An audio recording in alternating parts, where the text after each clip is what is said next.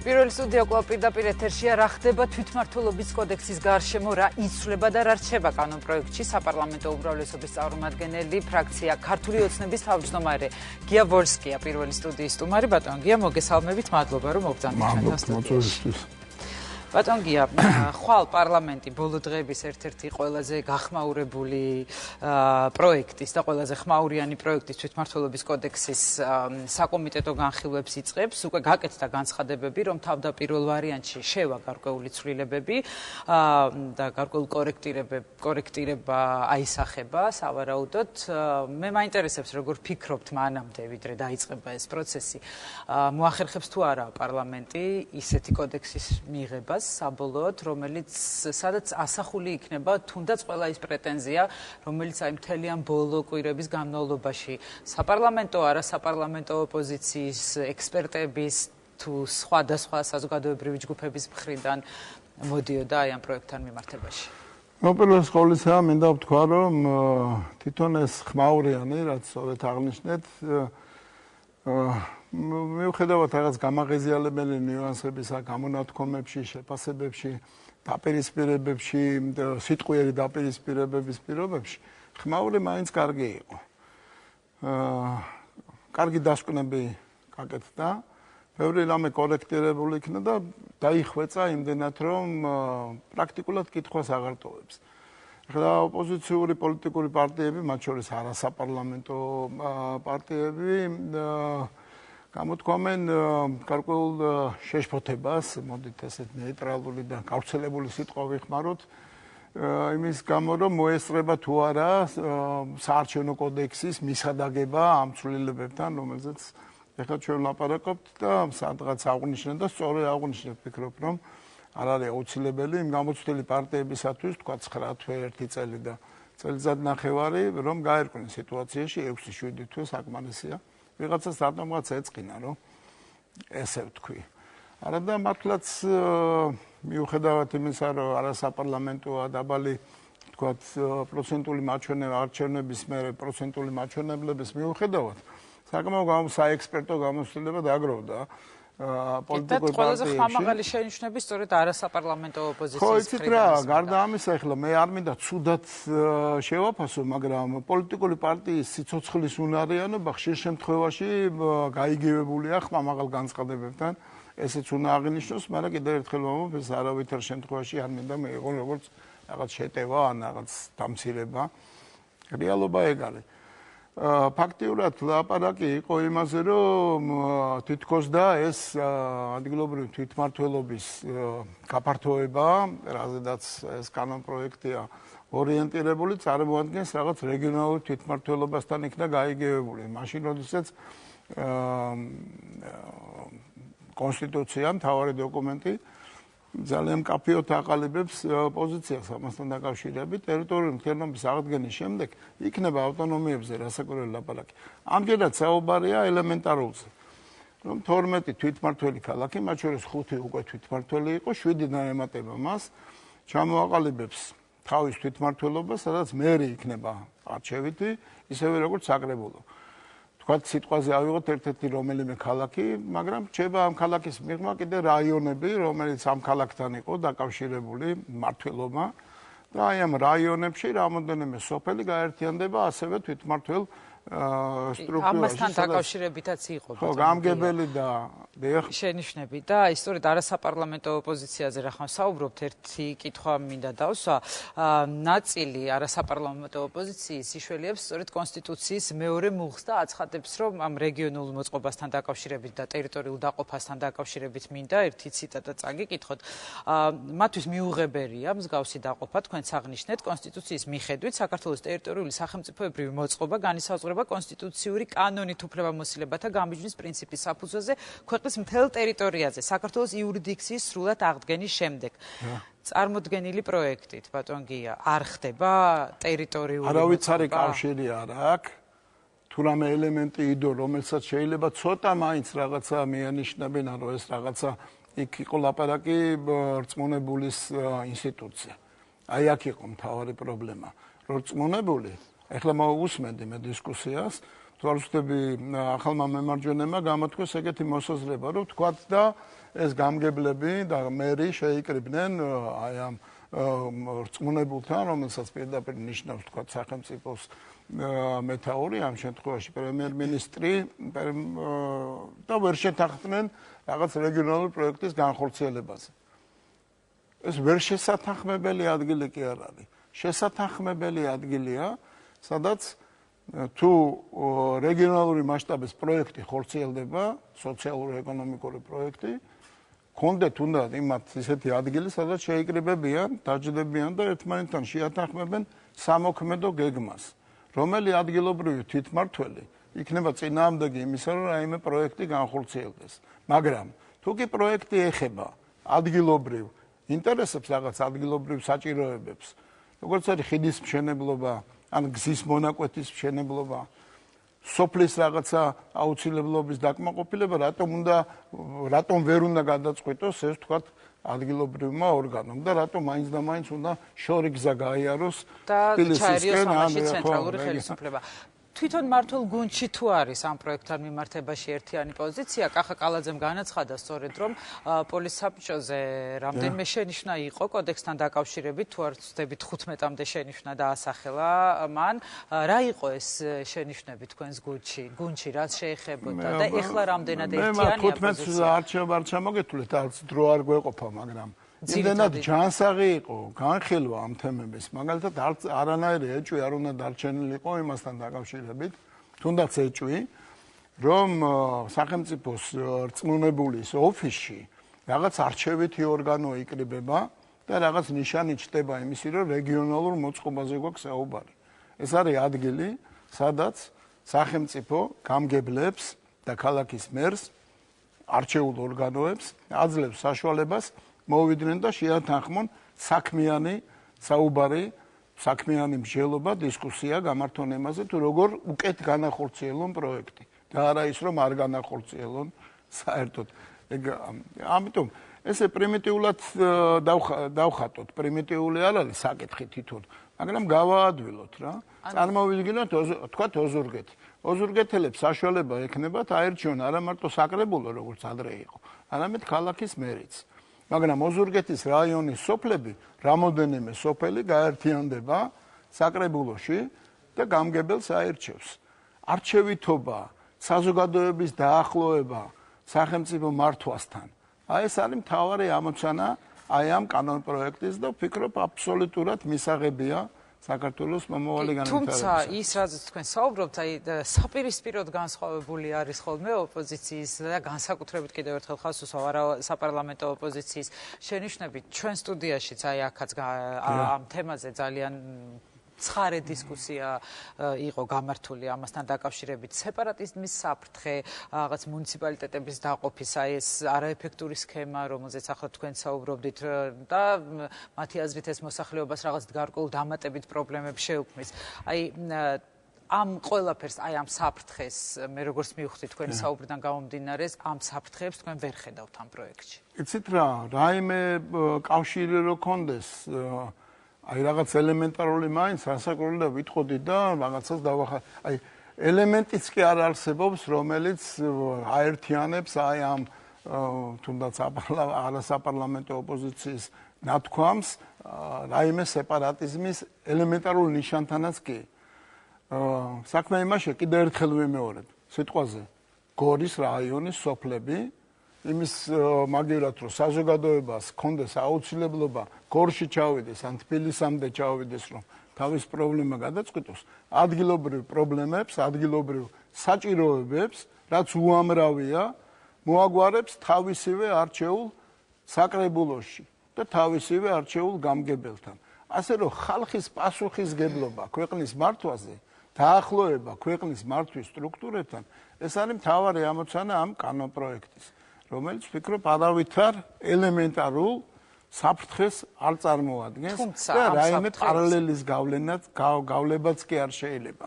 მე მაინც მინდა რომ სრულად ამოვწოდოთ საფრთხეების თემა, ბატონ გიარა, რადგან თქვენ იმყოფებით ახლა აქ ჩვენთან სტუდიაში, ამ საფრთხეებზე ასევე საპატრიარქომაც გააკეთა გარკვეული განცხადება. ამასთან დაკავშირებით არაერთგვაროვანი იყო შეფასებებიც, მაგალითად ნაწილი თვლიდა რომ საერთოდ საპატრიარქოს უпростоრეთ ეს განცხადება მათ ჩათვალეს რაღაც სახელმწიფო საქმეებში ჩარევა. ნაწილი ამბობს რომ საპატრიარქო უბრალოდ არ იყო სწორად ინფორმირებული აი ამ თემასთან დაკავშირებით, ნაწილი კი ამბობს რომ უბრალოდ უნდა მოხდეს სწორედ იმ შენიშვნების გათვალისწინება, რომელზეც საუბრობდა ეს განცხადება, რასაც ასახავდა. თქვენ როგორ ფიქრობთ მაშინ, თუნდაც საპატრიარქომ რატომ დაინახა ეს საფრთხეები და რამდენად გასაზიარებელი შეიძლება ეს იყოს? ისიც რა, მე სხვა კუთხით დავახასიათებდი, როდესაც საპატრიარქო ამბობს რომ ჩვენ არ დაუშვებთ ისეთ ფორმას მოწყობისა, რომ რაიმე საფრთხე შეიქმნას, ეს არ გვეკუთვნის მარტო ჩვენ თქვათ კანონპროექტის ავტორებს. ეს იმათი დამსამშვიდებლად არის ნათქვამი, ვინც საპირისპირო აზრი გამოთქვა და თქვა რომ ამაში საფრთხე შეიცავს. მინდა დავეთანხმო, არ დაუშვებთ არც ჩვენ და არც არავინ. ასე რომ ჩვენი აზრები ამ შემთხვევაში სრულად ემთხვევა ერთმანეთს და თუ კი გავითვალისწინებთ იმ დახასიათებას კანონპროექტისა, რომელიც ეხლა ხანს წარმოგიდგენთ, სწორედ ეს არის, რაც საშუალებას გვაძლევს თქვათ, რომ საპატრიარქოსთანაც და ყველა თქვათ იმ ჯგუფთან, ან თუნდაც ცალკეულ ექსპერტთან პოზიციები ფაქტიურად შეჯერებულია და არაფერი თემა აღარ დარჩა, რომელზეც შეიძლება რაიმე საკამათო იყოს. იქ რეგიონალიზმის თემამ გაიჟღერა. აი აქ იყო მთავარი ეჭვი. ხომ არ არის სახელმწიფოს რწმუნებული ადამიანი, რომელიც რაღაც რეგიონალურ მართვის ელემენტი შემოაქვს აი ამ ახალ მოწყობაში, რაზედაც ლაპარაკობთ. არა, არ არის. საკრებულო რა იყო თვითონ რწმუნებულის ფუნქცია, თვითონ ელემენტი ჯერ კიდევ 96-ში თუ 97-ში ჩამოყალიბდა, რომელიც საჭიროა მნიშვნელოვანი პროექტების კოორდინაციისათვის და პოლიტიკური მართვის ელემენტს არ უნდა შეიცავდეს. ხა ბოლო პერიოდში გუბერნატორებს რასაც ეძახდნენ, თქვათ, ადამიანები ხა მაინც და მაინც ვერ დავიჩემებ, რომ აი რაღაც მაგალითები შემიძლია მოვიყვანო, მაგრამ პრაქტიკულად პოლიტიკური მართვისთვის იყო ჩამოყალიბებული, პოლიტიკური ზეწოლისთვის ხშირ შემთხვევაში, მაგრამ დღესდღეობით ეს არის ადამიანი, ეს იქნება ადამიანი, ეს იქნება ფიგურა, რომელიც შეაჯერებს და უშველებელი ფუნქცია აქვს. ბატონ გია, თქვენ საუბრობთ ანუ იმაზე, რომ აი ამ შემთხვევაში ეს გუბერნატორები იქნებიან ცოტა გუბერნატორი, ალბათ წმუნებული ჯობია. წმუნებული იყოს, თუნდაც მნიშვნელობა არ აქვს ახლა პრინციპში ამ სიტყვას. ანუ აბსოლუტურად თავისუფალი იქნება გარკვეული აი პოლიტიკური სადავეებისგან და მას მხოლოდ რაღაც უფრო ისეთი დაუშვებელია კონსტიტუციის მიხედვით. პოლიტიკური სადავეებისგან, პოლიტიკური თემებისგან თავისუფალი ვერ იქნება, მაგრამ სახელმწიფოს აღმშენებლობა, სოციალურ-ეკონომიკური პროექტების განხორციელება, ეს არის მთავარი ფუნქცია. ამის შემაჩერებელი ერთადერთი ბერკეტი ამ შემთხვევაში კონსტიტუციაა, თუ არსებობს ამ კოდექსში კიდევ სხვა რაიმე. არა, კონსტიტუცია შეესაბამება კოდექსს. რაც სწორედ გამორიცხავს იმ საფრთხეს, რაზეც საუბარი იყო. იცით რა, კონსტიტუცია შეიძლება ერთადერთიც კი დარჩეს. არა, მარტო ეგ არ არის. იქ არის ფედერალური კანონები არსებობს, ფედერალური ორგანოები, რომელიც არ იშლება. ფედერალური ბიუჯეტი არსებობს ბოლოს და ფედერალური ცენტრალური მართვის ორგანოები არსებობს, რომლის წარმომადგენელი ადგილზე შეიძლება იყოს რწმუნებული, შეიძლება კი არა, ესეც იქნება და კიდევ ერთხელ გეუბნებით, საკმაოდ კარგი ფუნქცია შეიძლება შეასრულოს, მან განთავისუფლდეს ყოველგვარი ზედმეტი ფუნქციებისაგან და შეინარჩუნოს ის აუცილებელი, რასაც ქვია კოორდინაცია ადგილობრივი თვითმმართველობების გამგებლების ალბათ გარკვეული სახელმწიფო სტრატეგიული თუ ეკონომიკური პროექტების განხორციელებისას რეგიონში. კონკრეტულ რეგიონში, რომელთა წარმომადგენლებს უნდა ჰქონდეთ საშუალება რომ ერთმანეთთან დაელაპარაკონ და შეაჯერონ პოზიციები, გრაფიკი მუშაობის. უამრავი რამ. ასე რომ არავითარი ფედერალიზმი, რატომ ვიღაც ეს სიტყვა, ამ სიტყვამაც გაიჟღერა, ამაში ჩადებული არ შეიძლება, ვერ იქნება ელემენტარულად. ძალიან ბევრი განმარტების გაკეთება მოუწია მართლ გუნდს ხელისუფლებას აი ამ კოდექსთან დაკავშირებით ბოლო განხილვების შედეგად. ხომ არ ფიქრობთ ბატონ გია, რომ თუნდაც უფრო ადრე რომ დაწყებულიყო ეს პროცესი, რაზეც იყო ასევე პრეტენზიები, უფრო ადრე რომ დაწყებულიყო ეს განხილვების პროცესი, გარკვეულ პრობლემებს მოხსნიდა ეს. იცით რა არის, ადრე რომ დაწყებულიყო, მაშინ ადრე უნდა ჩამოყალიბებულიყო. კი, რასაკვირველია, კომუნიკაციის პრობლემა ყოველთვის არის, მაგრამ არის რაღაც პოლიტიკური თქვათ დაპირისპირების რაღაც ელემენტები, რომელიც ასევე შეიძლება არ ყოფილიყო. არის ხა პოლიტიკური ცხოვრება ცოტა უფრო რთული ყოფილა ვიდრე მეგონა. შიგნითაც არსებობს ბევრი რამ, რაც პოლიტიკურ პარტიას ახასიათებს ისეთი, როდესაც საკითხი თქვათ კარგად ესმის, მაგრამ ამწვავებს გარკვეულ თემებს. არის ეს ხო ჩვეულებრივი ამბავია, არავის დასაკნინებლად მე ამას არ ვამბობ, მაგრამ ერთი გავითვალისწინოთ. დრო არის ძალიან მცირე. ამ მცირე დროში, ერთი წელიწადი არ არის მცირე დრო, მაგრამ რო გადახედო გლობალური მასშტაბის ამოცანები, რა ჩვენ წინაშე იდგა. თუნდაც იმ საწარმოების თემა, რაზედაც თქვენ სადამაც რო არ სრულდება, თუმცა ბევრი გაკეთებულია. ძირეული გარდაქმნა, თუნდაც სადაზღვევო სისტემის რაც შესანიშნავად განახორციელა ხელისუფლებამ, თუმცა რაღაც მინუსები კიდე არსებობს. თუნდაც სოფლის მეურნეობის პროექტების განხორციელება. თუნდაც სოციალური დაცვის, დაღუპულების, სამხედრო მოსამსახურეების, პოლიციის რეფორმა, უშველებელი თანხები, თქვათ, რომელიც პენსიის გაზრდისათვის გადავე, ამას ხო სისტემას ხო მოგვარება უნდა, ეს ხო არ არის ფული აიღო ჯიბიდან და გადმოისროლო. ამხელა 32 ქვეყანა არსებობდა, სადაც სრული პაკეტი არის დაზღვევის 33 საქართველო გახდა. ეს უშველებელი პროექტები განხორციელდა, ცვლილებები განხორციელდა და ამ პირობებში ყველაფრის ესე მოსწრება, რომ 9 თვით, 8 თვით ადრე დაიწყო რაღაც თემებზე ლაპარაკი, ცოტა რთულია. თავარია სწრაფი და ხარისხიანი ცვლილებები მოახდინო. თუმცა იმაშიც გეთანხმებით, რომ მე მაინც რაღაც ეს დიპლომატიური კარიერა შეიძლება რაღაცით მალაპარაკებს იმას, რომ კომუნიკაცია უკეთესი შეიძლება იყოს ყოველთვის. თქვენ დროის სიმცირეზე საუბრობთ, აი რეფორმების თუნდაც პირველი ეტაპის განხორციელება, რამდენად მოსწრებადია თქვენი აზრით, თუნდაც თვითმმართველობის არჩევნებამდე. 12 ქალაქი ავიღეთ, ადრე იყო 18 თუ 22. მე 18-ზე ჩამოვიდა. ხო, მაინც ადვილია. იმიტომ რომ ახალი რამოდენიმე ელემენტი შემოდის, თქვათ გამგებელის არჩევა, პირდაპირი არჩევა, რაც ახალი ელემენტია.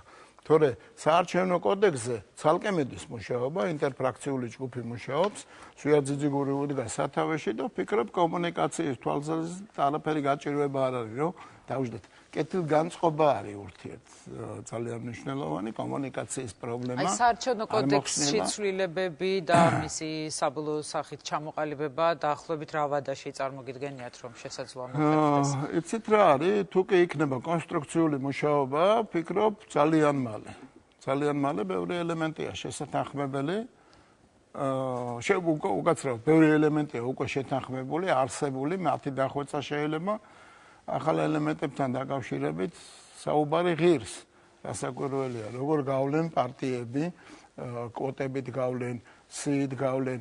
აი ამ თემებზე იქნება ლაპარაკი, ეს ადვილი მოსაგვარებელია, ლოგიკა ყველა საკითხში დევს. ერთი რამე მინდა პირობა მოგცეთ აღურებელსაც, საზოგადოებასაც, რომ ჩვენ მოწოდებული ვართ, რომ მაქსიმალურად დემოკრატიული და იმ პირობების არჩევნები ჩავატაროთ, რომ ის გზა, რომელიც ავერჩიეთ და მივდივართ, თქვათ, ევროპული მიმართულებით, იყოს შესაფერისი იმისათვის, რომ საქართველოს ადგილი გაიმაგროს. მნიშვნელოვანწილად ეს თემა უსაფრთხოებასაც უკავშირდება. მნიშვნელოვანწილად იმიტომ ვამბობ, რომ წესიერი არჩევნების ჩატარება ნამდვილი ქვეყნის 21 საუკუნის საქართველოსათვის საჭირო არჩევნების ჩატარება მნიშვნელოვნად დაგვაახლოვებს იმ ქვეყნების ჯგუფს, სადაც ეკონომიკური ზრდაც გარანტირებულია და უსაფრთხოების მაღალი ხარისხი. და ისევ თვითმმართველობის თემას რა დაუბრუნდეთ ბატონ გია და ისევ არა საპარლამენტო ოპოზიციას კახა კუკავა სხვათა შორის გამოვიდა ინიციატივით რომ ეს თემა პლებისციტზეც გავიტანოთო და ამ პლებისციტის ჩატარების ინიციატივით გამოვიდა ამ საკითხთან დაკავშირებითაც მაინტერესებს დასაშვებად მიგაშნიათ თუ არა პოლიტიკური პარტია არც ერთი მათ შორის ახლები ძველები არ იყვნენ ამის წინააღმდეგი კი არა პირიქით თავის პოლიტიკურ ლოზუნგებში მე ამოწერილი მაქვს უბრალოდ აქ თუ არ გვეყოფოდა გაგვიხილა თითოეული პარტიის პოზიცია არც ერთი არა თუ წინააღმდეგი მომხრე იყო იმისი რომ ეს უზურპაცია დამთავრებული იყო და ცენტრალიზებული არ ყოფილიყო არჩევითი ყოფილიყო რაც შეიძლება მეტი სტრუქტურა არჩევითობა საზოგადოების მონაწილეობას განაპირობებს მარტივი ფორმულაა ყველა ამის მომხრე იყო ეხლა პოლიტიკური პარტია ყველა ცდილობს რომ თავის პოზიცია გამოხატოს აუცილებლად დაპირისპირების ფორმით რათა ვიღაცამ ყურადღებაც ანუ თქვენ ამას პოლიტიკურ განცხადებებად პოლიტიკურ განცხადებას მივიჩნევ კიდევ ერთხელ ვამბობ არავითარ შემთხვევაში დამცირება ან დაკნინება არც მიფიქრია კიდევ ერთი იდეა იყო პროექტის ინტერპარტიული ჯგუფის ფარგლებში განხილვა რომ შეიქმნას აი ასეთი ჯგუფი და ასევე ექსპერტიზისთვის ვენეციის კომისიაზე გადაგზავნა განიხილავთ თუ არა თუნდაც აი ამ მოსაზრებებს ამ შეთავაზებას. არ მახსოვს მე თემა, ნებისმიერი კანონპროექტი, რომელიც ეგეთ სერიოზულ საკითხს უკავშირდება, არ იყოს რაღაც შეწყონილი თუნდაც ვენეციის კომისიის ფარგლებში. მე არ ვიცი ხა ზუსტ პასუხს ამაზე ვერ გაგცემთ, მაგრამ ინტერპარტიული. ხა ინტერპარტიული ადრეს ვთქვი და ვიმეორებ. ხა პარტიის ბევრი ლიდერი და პარტიის მონაწილე საკმაოდ კარგი ექსპერტად ჩამოყალიბდა. მაგრამ კონდეს პრეტენზია იმისი რომ თქვათ იგივე წონის ხმა ეკუთვნოდეს როგორც თქვათ ქართულ ოცნებას არ იქნება სწორი ეს მიგვიყვანს დაუსრულებელ კამათამდე და რაღაცა ბალანსის დარღვევამდე თქვათ არჩეულ ქართულ ოცნებასა და არ მინდა დავასახელო კონკრეტულად რომელიმე პარტია შორის რომელიც მშვენიერ საექსპერტო დასკვნას აკეთებს თემაზე მაგრამ როგორც პარტია არა აქვს იმდენი მხარდაჭერა საზოგადოებაში თქვათ როგორც ქართულ ოცნებას. ბატონ კი აი კიდევ ერთხელ სწორედ იმიტომ რომ მართლა ცვალიდან იწყება ეს განხილვები და ნაწილობრივ მაინც მოიხსნას ის შეკითხვები, ის შიშები, რომელიც ამ პროექტთან დაკავშირებით არის კიდევ ერთხელ ვიმეორებ საპარლამენტო არა საპარლამენტო ოპოზიციაში თუ ასე შემდეგ და ასე შემდეგ. რა არის ის ძირითადი გარდა იმისა, რომ რაოდენობა შეიცვალა თვითმმართველი ქალაქების, რა არის ის ძირითადი იმ შენიშვნებიდან, რომლის ასახვაც მოხდება და რომელიც შეიცვლება აი ამ კანონპროექტში. იცით რა არის, ეხლა მთავარია კონსტრუქციულობა. ვფიქრობ მეტი არაფერი აღარ დარჩა.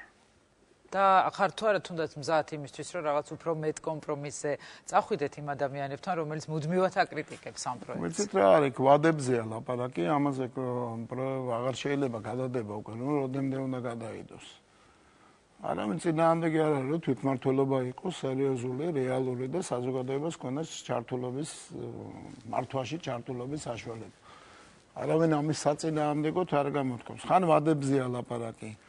ხან რაღაცა ეჭვები გაჩნდა და მოიხსნა ეს ეჭვები, თუმცა კიდევ მესმის, კიდევ ისმის ხოლმე ხანდახან, რომ აი მაშინ რა საჭირო არ წმუნებულის ოფისი. აი თუ რატომ უნდა შეთანხმდეს, ვთქვათ, რატომ უნდა იყოს ადგილი სადისკუსიოდ რეგიონალური პროექტის განხორციელებას.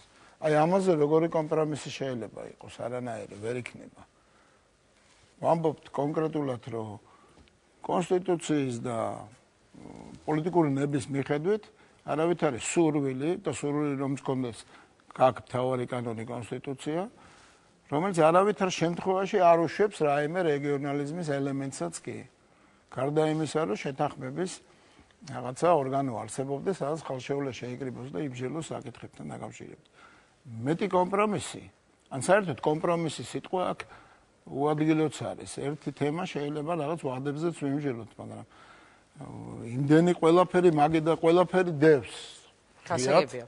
საკითხები არ არის არაფერი საკამათო აღარ დარჩა.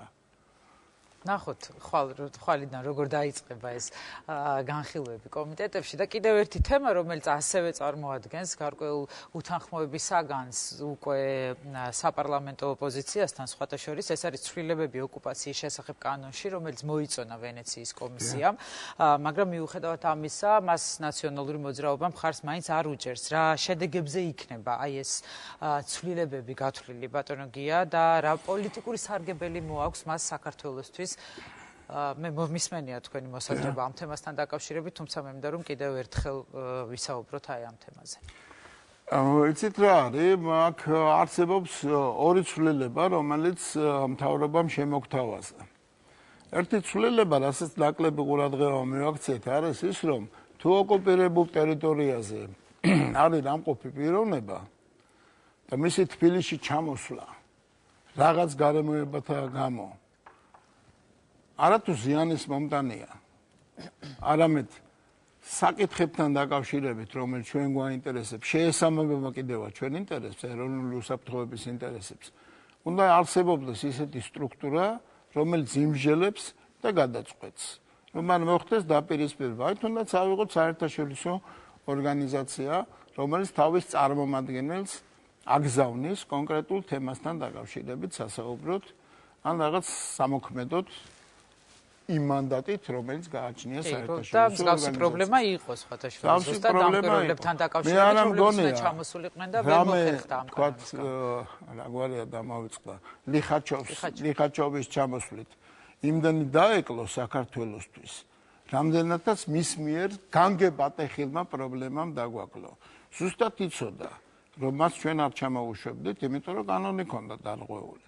მაგრამ ლიხაჩოვს რატომ უნდა მაინც და მაინც საპრეზიდენტო არჩევნებზე დაკვირვება, ეს არის საკითხი.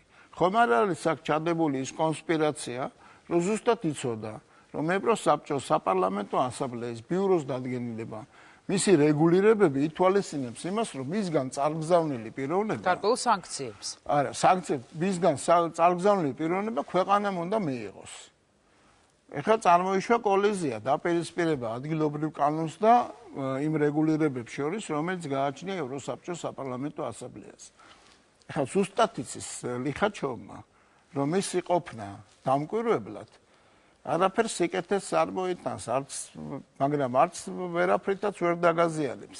დაზიანების ელემენტი გათვალეს, მე έτσι ვფიქრობ და მიმართა მისი უფლებაც აქვს, იგი წევრია საპარლამენტო დელეგაციის რუსეთის ევროსაბჭოს საპარლამენტო ასამბლეაში და გამოთქვა სურვილი ჩასვლის. მას არა აქვს უფლება რომ არ იუთხრას ევროსაბჭოს საპარლამენტო ასამბლეამ. ჩვენ არა გვაქვს უფლება რომ მივიღოთ. რომ დამჯდარიყავით, თუნდაც ოპოზიციის მონაწილეობით. ჩვენ მივიღებდით პრაგმატულ, ოპტიმალურ გადაწყვეტილებას, რომელიც შეესაბამება საქართველოს ინტერესს. რა შეეხება სანქციებს? ანუ არაფერი ისეთი სანქცია, იცით როგორ არის? არ ვაუბრალოებ თემას. მაგრამ 2 წლის განმავლობაში კომიტეტებს არ აქვთ უფლება ჩაატარონ საქართველოში რაიმე ღონისძიება. ესეთი ღონისძიებები დაგეგმილი არ არის, თუმცა მომხსენებლების ჩამოსვლა საქართველოში ამ სანქციით არ იზღუდება.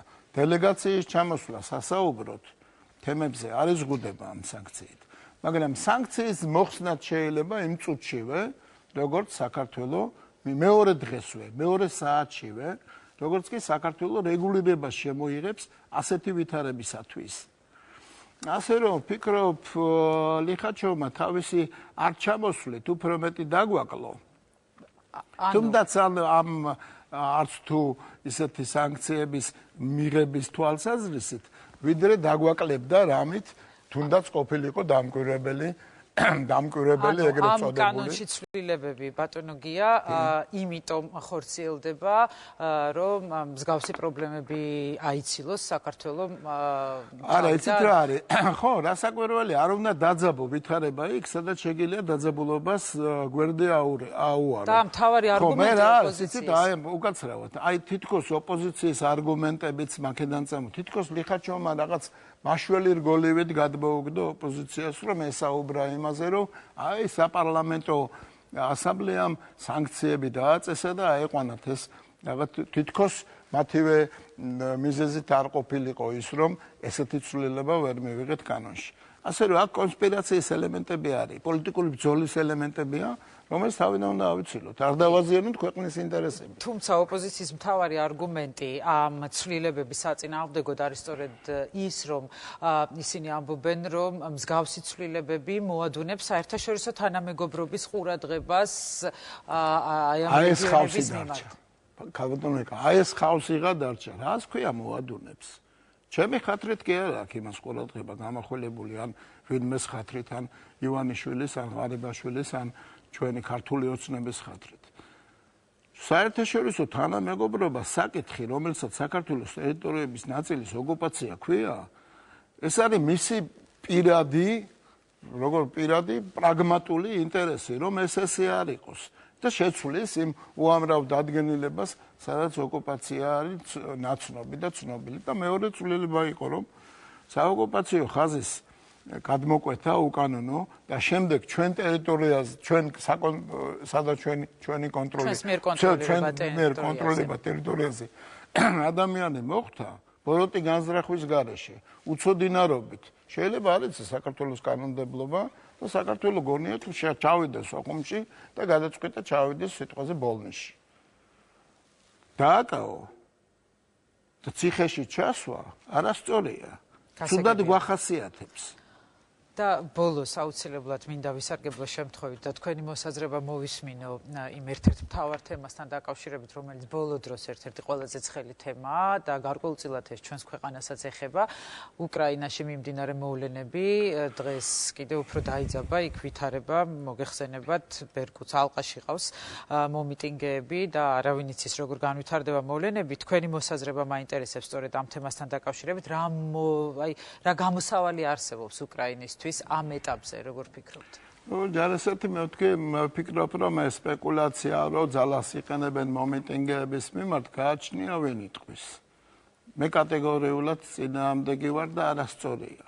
მაგრამ როდესაც ამას ამბობს ადამიანი, რომელმაც მიტინგის დაშლის დროს ადამიანთა სიცოცხლე ხელყო, ჯანმრთელობას რო თავი დავანებოთ და უამრავი ოჯახი გააუბედურა, თუნდაც იმ პოლიციელის, ვინც აი ამას შეეწირა, როდესაც არასწორად ჩატარდა ოპერაცია.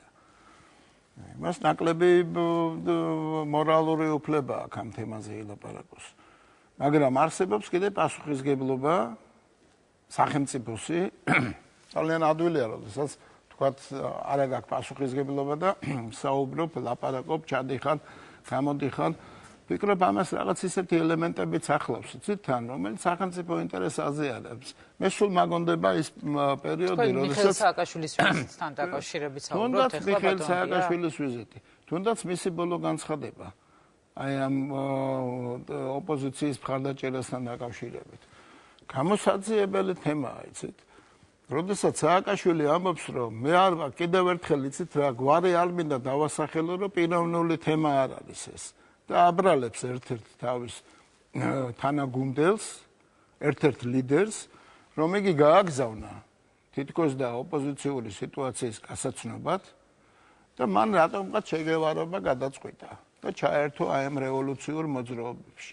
მოვიგონოთ ეს პერიოდი, როდესაც რატომღაც ყველამ ჩამოსვლა, ვიღაცამ ჩაიწერა. სულ როგორ იწერენ, სულ როგორ ეს ზედაპირზე დევს და მე ბოლოს და ბოლოს ოპოზიცია ბელორუსიაში, სადაც ესეთი ჩარევა გააკეთა. უკრაინაშიც. და რა ეშველება უკრაინას და უნდა დავასრულოთ. ანუ თქვენ გამოსავალი რაშია ამ შემთხვევაში ამ ძიმე ვითარებაში რაც ხდება? გამოსავალი არის ეროვნულ თანხმობაში. იცით რა არის? უკრაინა არის ის ქვეყანა, რომლის დაახლოება ევროსტრუქტურებთან მოგცემდა ძალიან დიდ უპირატესობას. საქართველოს ჩვენ ინტერესებზე უნდა ვიფიქროთ, რა საკვირველია და განცხადებებით არ უნდა შემოვიფარგლოთ. მუშაობაა საჭირო, ამის თაობაზე ჩვენ განცხადებაშიც ჩავწერეთ. დღეს არა ხვალ უკრაინა მე ვფიქრობ, მაინც უფრო დაუახლოვდება ევროსტრუქტურებს, ვიდრე აი ამ გაუგებრობაში და ამ ძიმე პერიოდშია. თავარია არ იყოს მსხვერპლი, რაც ძალიან შემაშფოთებელი იქნება, იმიტომ რომ სისხლთან დაკავშირებით სისხლი როცა დაიღურება, აი მერე ეროვნული შეთანხმების მიღწევა ძალიან რთული ხდება. გასაგებია, ძალიან დიდი მადლობა ბატონო გია იმისთვის რომ გაეცით პასუხი ჩვენ შეკითხვებს. დიდი მადლობა რომ მობრძანდით ჩვენთან სტუდიაში. მე გემშვიდობებით. შეგახსენებთ ფრაქცია ქართული ოცნების თავმჯდომარე გია ვოლსკი იყო ჩვენი სტუმარი. ხანმოკლე რეკლამა, რომლის შემდეგაც უკვე ამავე თემებზე საუბარს საპარლამენტო უმცირესობის წარმომადგენელთან ერთად განვაგრძობთ, ასე რომ დაგველოდეთ.